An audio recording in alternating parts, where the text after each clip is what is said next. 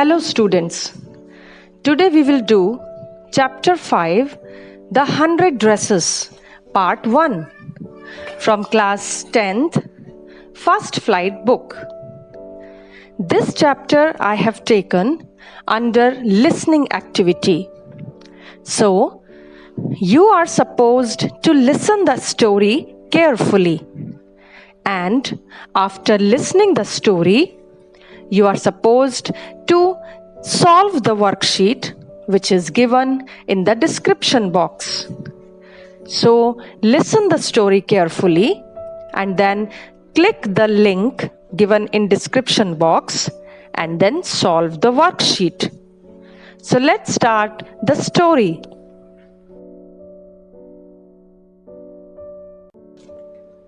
Dear students, this story is a sensitive account of how a poor girl is judged by her classmates. Vanda is a young Polish girl who goes to school with other American children in an American town. These other children see Vanda as different in many ways. So before I start telling about the incidents, let me tell you that this touching story is written by Esther, who was an American children's author. And The 100 Dresses is the most notable work of Esther. Now let's see the incidents in the story. It was Monday and Vanda was not in her seat.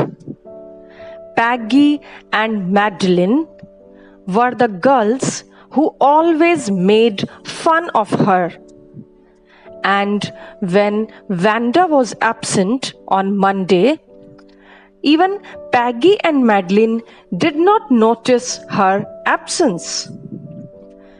Usually, Vanda sat in the seat next to the last seat in the last row in room 13. She sat in the corner of the room where the rough boys who did not make good marks sat. The corner of the room where there was most scuffling of feet, most roars of laughter when anything funny was said, and most mud and dirt on the floor. Here, scuffling of feet means noisy, dragging movements of the feet on the ground.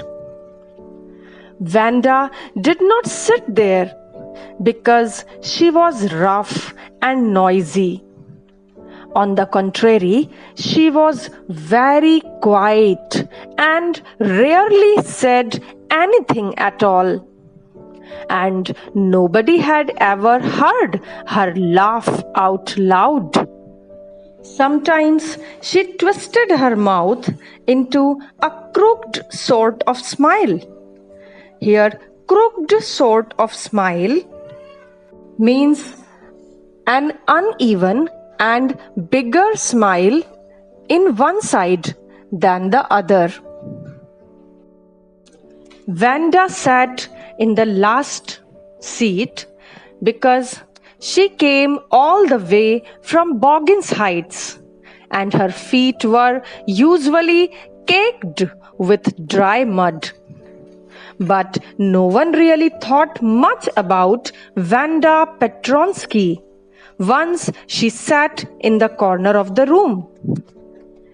The time when they thought about Vanda was outside of school hours, at noontime when they were coming back to school, or in the morning early before school began, when groups of 2 or 3 or even more would be talking and laughing on their way to the schoolyard. In this way, Peggy and Maddie, along with other American children, teased Vanda all the time, which reduced her confidence to talk in front of them. Sometimes Peggy and Maddie waited for Vanda to have fun with her. In this way, next Tuesday, Vanda did not come. After that, next Wednesday also, Vanda did not come to school. But Peggy and Maddie, who sat down front with other children and who got good marks and who didn't track in a whole lot of mud, noticed that Vanda was not there. Peggy was the most popular girl in the school. She was pretty. She had many pretty clothes and her hair was curly. Maddie was her closest friend and her full name was Madeline. The reason Peggy and Maddie noticed Vanda's absence was because Vanda had made them late to school.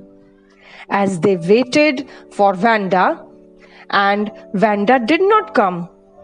Due to that, they became late. They often waited for Vanda Petronsky not because they loved her, but because they had to make fun with her. Vanda Petronsky. Most of the children in room 13 didn't have names like that. They had names easy to say, like Thomas, Smith, or Ellen. There was one boy named Bounce, Willie Bounce, and people thought that was funny, but not funny in the same way that Petronsky was. Vanda didn't have any friends.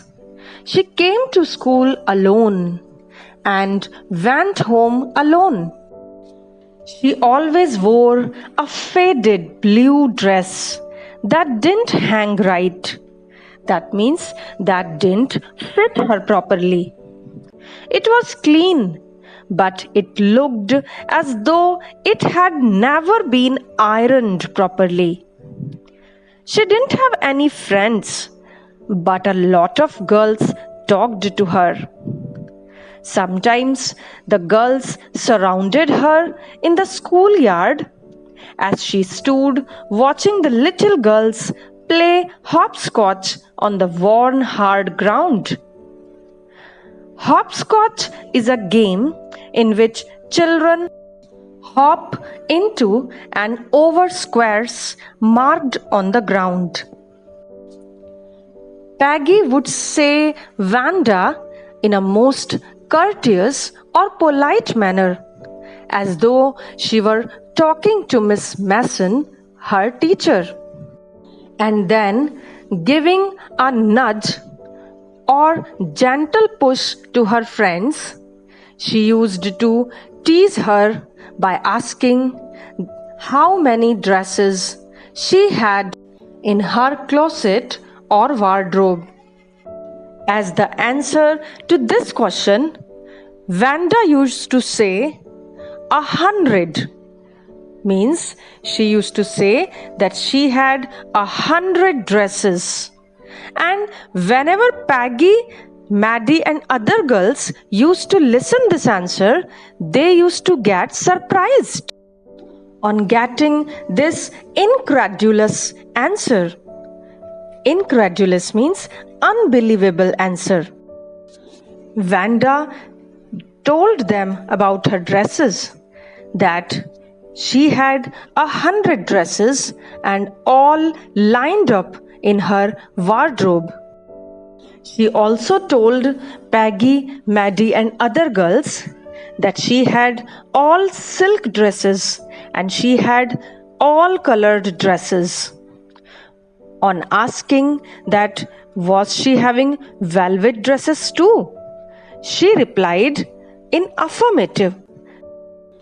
After giving the answer, whenever Vanda used to go away, all the girls used to burst out in great laughter. Obviously, the only dress Vanda had was the blue one she wore every day. So, why she said she had 100 dress? What was the story? Whenever everyone asked her how many shoes she said she had, then she always replied that she had 60 pairs of shoes all lined up in her closet. Listening this to tease her, all the children used to say together in an exaggerated politeness. That means overshow of the politeness. And they used to say together that was she having all alike shoes? Then she said every pair was different, but she had all colored shoes and all lined up in her closet. Peggy was not really cruel. She protected small children from bullies. That means those who used their strength or power to afraid or frighten weaker people. She used to protect them. And she cried for hours if she saw an animal mistreated. If anyone had said to her not to treat Vanda cruelly, she would have been very surprised. And she used to tell her friends that she was always lying by telling that she had 100 dresses and she was a different and not an ordinary person, as she had a strange name. Maddie, who was the close friend of Peggy, disliked teasing Vanda. But she was poor herself. She usually wore somebody's hand-me-down clothes. That means old clothes handed down by someone else. And she was also afraid that Peggy would mock her publicly. So she never spoke against Peggy. Though Maddie did not belong to Boggins Heights. And she was also not having any funny name. That day, even though they had been late to school, Maddie was glad she had not had to make fun of Vanda, as Vanda was absent on Wednesday. Maddie worked her arithmetic problems absent-mindedly.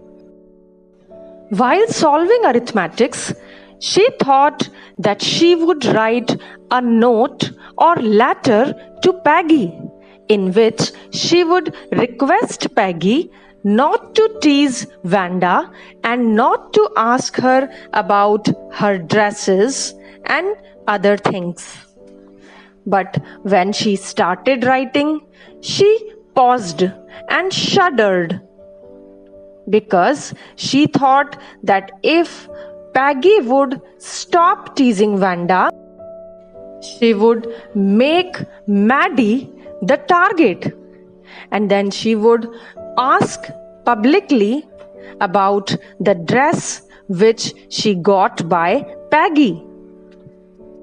So, due to this fear that Peggy would tease her publicly, she stopped thinking of requesting Peggy not to tease Vanda.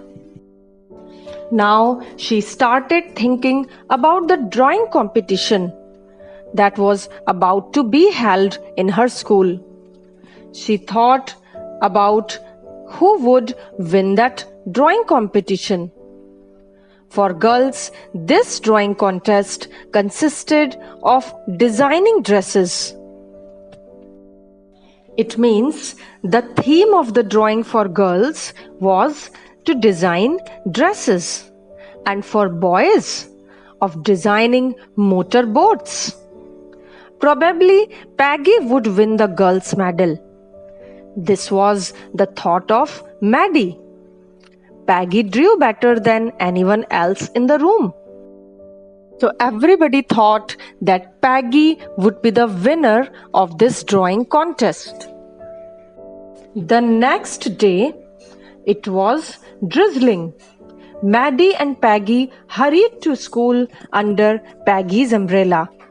Naturally, on a day like that, they didn't wait for Vanda Petronsky on the corner of Oliver Street, the street that far away under the railroad tracks and up the hills led to Boggins Heights. They were wishing that Miss Mason, their teacher, would declare the result as they would enter the class.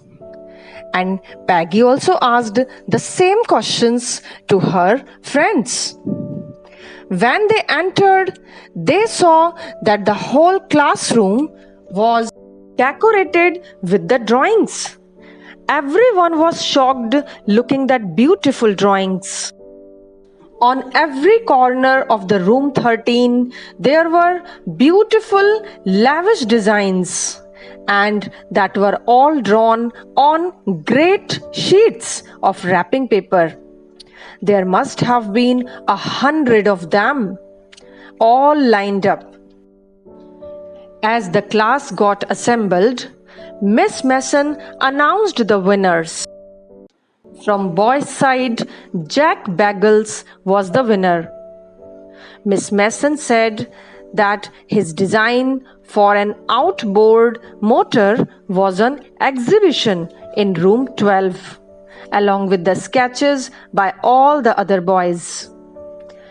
As for the girls, she told that most of the girls submitted 1 or 2 sketches, but there was one girl in room 13 who submitted 100 designs, and all different and all beautiful.